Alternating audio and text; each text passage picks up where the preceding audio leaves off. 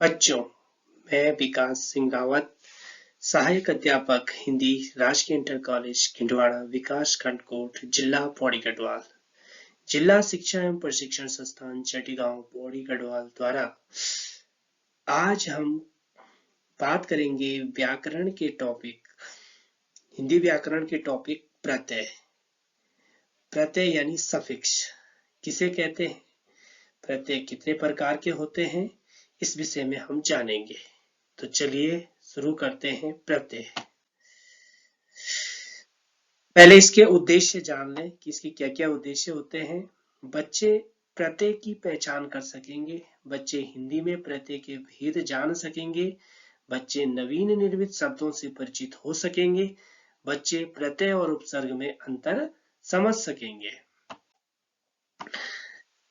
Suffix यानी प्रत्यय किसे कहते हैं? प्रत्यय जो शब्दांश मूल शब्द के अंत में लगकर उसके अर्थ में परिवर्तन कर देते हैं, उन्हें प्रत्यय कहते हैं।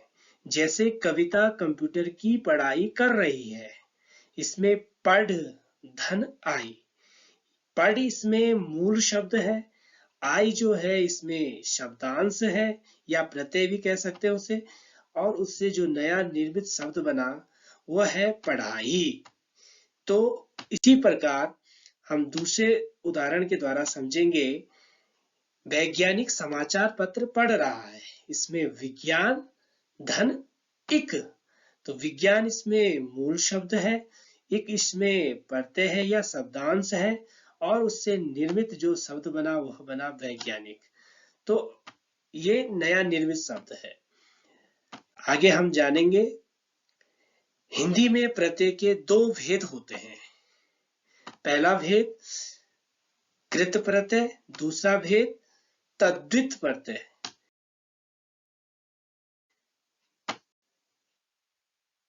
अब कृत प्रत्यय कौन है? कृत प्रत्यय इसके विषय में जानते हैं। कृत प्रत्यय किसे कहेंगे? जो प्रत्यय धातुओं के अंत में लगते हैं वे कृत प्रत्यय कहलाते हैं। कृत प्रत्यय के उदाहरण, कृत प्रत्यय के बहुत सारे उदाहरण हम दे सकते हैं।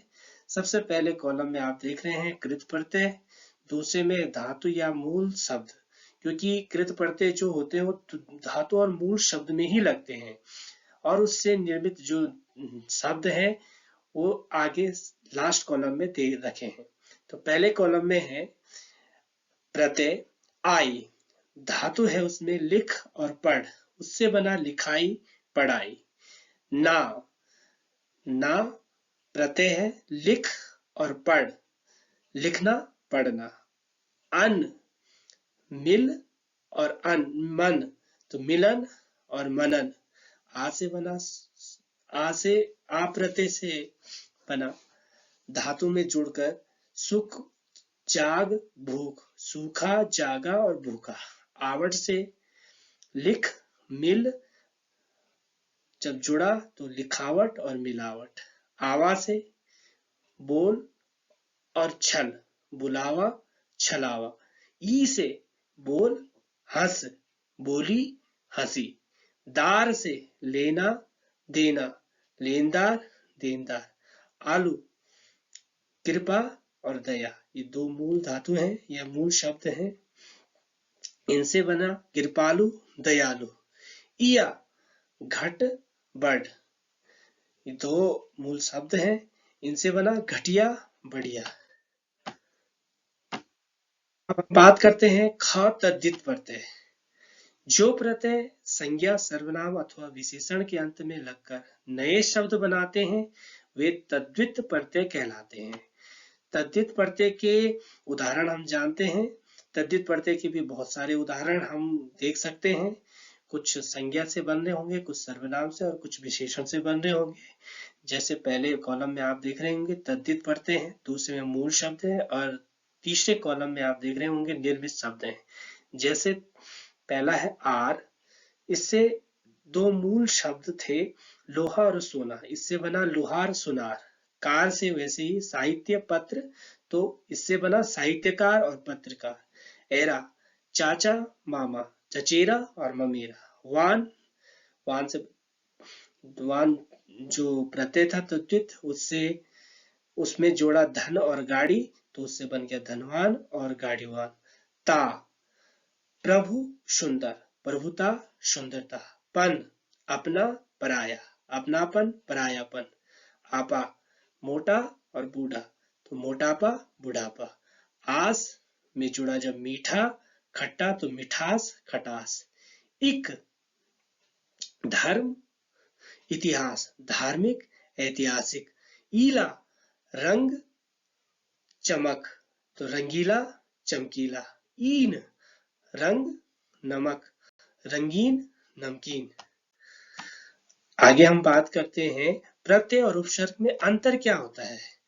प्रत्यय और उपसर्ग दोनों ही शब्दांश है, दोनों का स्वतंत्र रूप से कोई अस्तित्व नहीं है। प्रत्यय और उपसर्ग में मूलभूत अंतर यह है कि प्रत्यय शब्द के अंत में जुड़कर नए शब्द का निर्माण करते हैं, जबकि उपसर्ग शब्द के आरंभ में लगकर उसके अर्थ में परिवर्तन लाते हैं। जैसे ना धन लायक, ना लायक, ना इसमें उपसर्ग है जो कि आगे लगा है। खाने धन वाला, इससे बना खाने वाला, तो वाला बाद में लगा है इसलिए हुआ प्रत्यय है, क्योंकि प्रत्यय बाद में लगते हैं उपसर्ग पहले लगते हैं। इनमें दोनों है ये अंतर होता है।